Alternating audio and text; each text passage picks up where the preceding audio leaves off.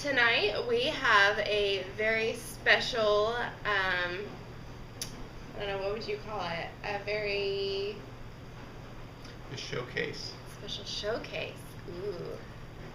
We have some incredibly special guests with us, my parents, Miles and Janet. And we decided we were going to ask them some questions. And are you ready to hear their answers? Because it could be interesting. Who knows?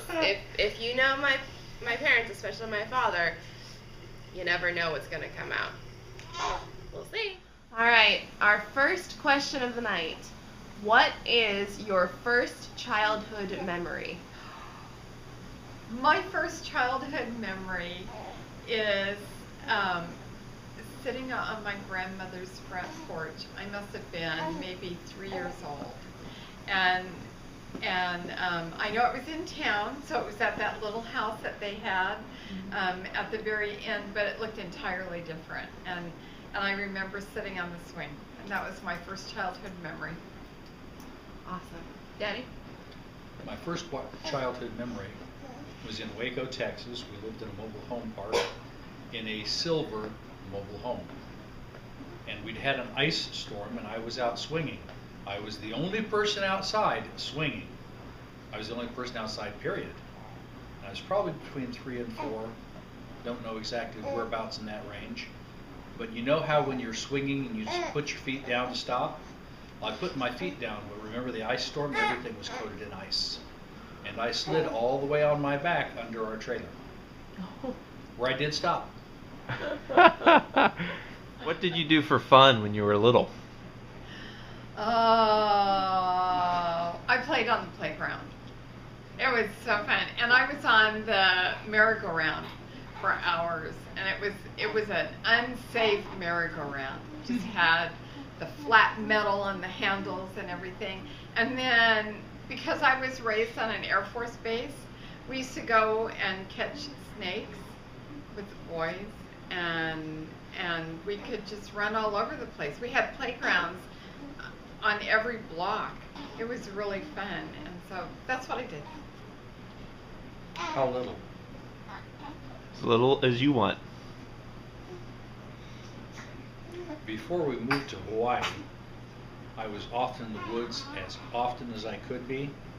And I'd build forts, and I'd run through the woods, and I'd climb trees, and I'd dig caves, and I'd dig holes in the ground and turn them into places to hide out and stuff like that. I remember one time when it was winter and it was really cold, I went into one of my underground forts and just stayed there for a while and actually fell asleep. When I woke up, it was considerably darker outside, but I still made it home in time for dinner. That was important, because if I didn't get home in time for dinner, I was in trouble. When you were young, what did you want to be when you grew up? Oh, wow. I wanted to be an artist. I wanted to go to France and study art, and yeah, that's what I wanted to do. I still don't know. You haven't grown up yet. And that sounds kind of goofy, but I really don't.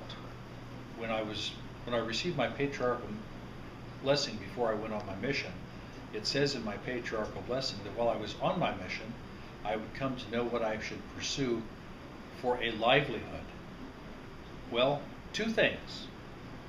One was to be in construction, and the other was to be in the military. And then I ended up being in construction in the military. Okay, here it is. Where did you all meet? No, you should have asked, where did he propose to me? Yeah. Oh, that works. We can do that. Do everything. Okay.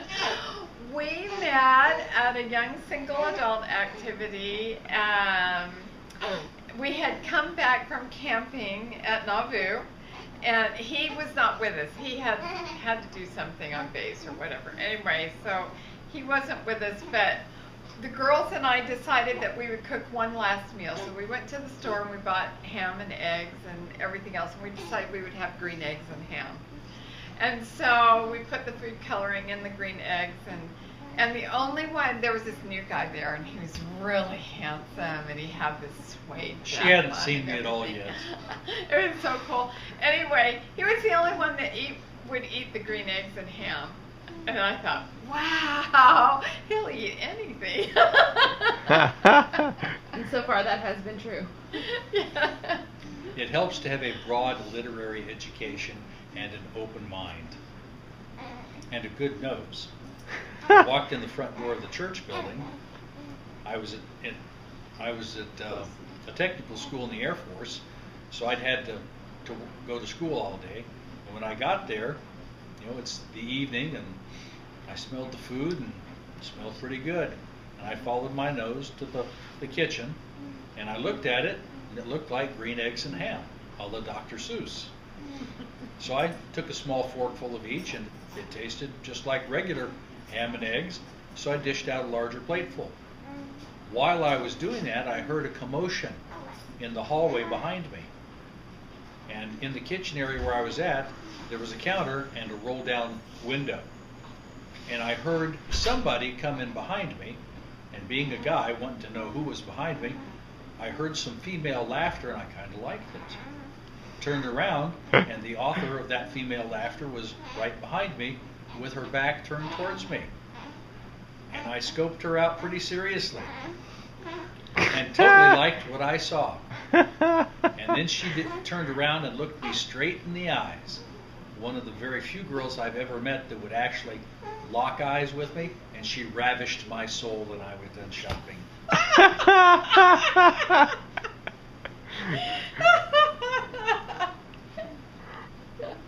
All right. So how about this proposal that? Oh, okay. So the first date and everything though was he came with another friend, and they came over to our house, and he wanted to go out to a place called the Big Dipper, and the Big Dipper had wonderful malted milkshakes and wonderful food. It was great. Anyway, so I went out with him, and I don't know if I got anything or not. Did I get a I think malt? you did. Yeah. Anyway, and so then we dated. We didn't know each other for very long. Anyway, so we had gone to visit a friend who lived up above the mortuary. And so she had somebody else that she was visiting with. She couldn't talk to us yet, and I had to wait to talk to her. So while we were sitting in the mortuary parking lot, we started talking about marriage, and he was getting ready to leave to go to Montana, and so we discussed marriage and everything, and it was sort of a proposal. He had brought me red roses and everything. Yeah, so it was fun. That's a lot of a cemetery. Mortuary, right? It was a parking lot of mortuary. Is there a cemetery nearby? What's interesting about this, though, Oh dear. is that afternoon I'd gotten paid.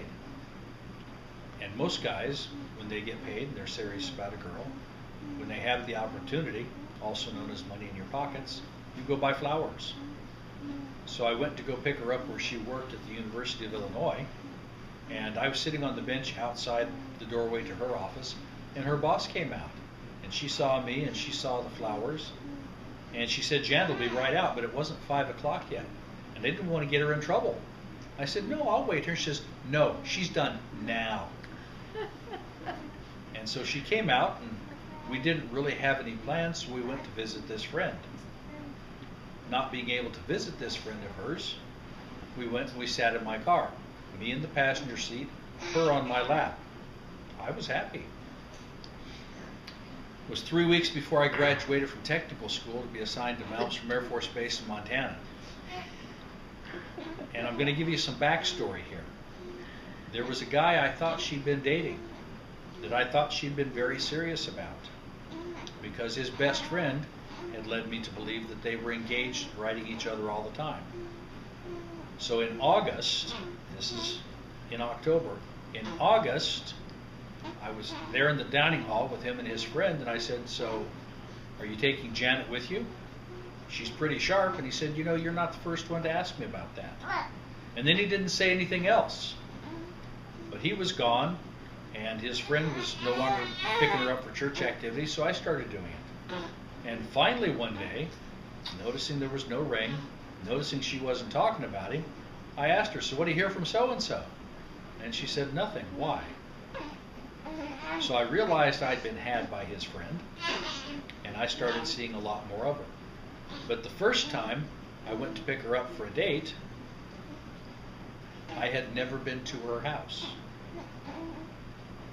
So the friend that went with us knew how to get to her house. That was the last time he went with me. After that, I knew the way pretty good. What happened when you got to her house, though? He invited me out to go to the Big Dipper. But when I took her back to her home that night, you might say I was smitten. You might say that my wits were fully blown because I couldn't remember her first name. That's right. Whereupon she got a nickname. And they tell me that when a young man gives a young lady a nickname, he's beyond the like point. It's now like. What was the nickname? Snuggle Puppy. Mind you, I hadn't snuggled with her yet, but she snuggles awesome. Did you ever kick or punch a sibling? Well, okay. So, I'm sure I did. You only had the one. The last I remember, the best that I remember was my mother, let's see, how old was I? 5th grade, my sister was 6th grade. And my mother had pushed our twin beds together. Instead of having them in an L, she pushed them together, and that's a big mistake because kids just don't go to bed. And we were in an era when kids went to bed at 7, whether they were tired or not. They were in bed because the parents had their free time. And so we were in bed, but we weren't sleepy. And Joan kept hitting me, and I'd slap her back and hit her back. And my mom would come up the stairs, and she'd go, "Girls, go to sleep." And we'd giggle and laugh and slap each other some more. And then pretty soon she came up and she hung my dad's belt on the door handle. She says, "Next time, it's your dad." Whereupon we giggled some more. and as I hit my sister, and as she hit me, my dad was up the stairs and rounded the corner to see. And I just went, "She hit me! And my sister kept saying, "But she hit me first." And I said, "No, I didn't hit her at all," you know. And so my sister got it with the belt, and I didn't. Clever. She never let me live it down, ever, to this day. Yeah, that's right. I don't believe that I ever hit, kicked, or punched any of my siblings. Oh, Don't think really? I did. Don't think I did. Wow. And probably it was because of the age difference. But I do owe some apologies to my brother. It was when the family moved to California, and I joined them after finishing in Hawaii. And we had church in the afternoon, so we'd come home, and my brother and I shared a bedroom, and he was kind of slow in changing. And instead of unbuttoning his shirt from the front, he grabbed hold of the hem and lifted up over his head. And at that point in time, when it went up above his shoulders, he was kind of trapped. And his ribs were totally vulnerable. And I remember tickling him until he screamed as he's running around the room trying to escape me, but he can't see and he can't use his hands. I remember tickling him unmercifully a number of times.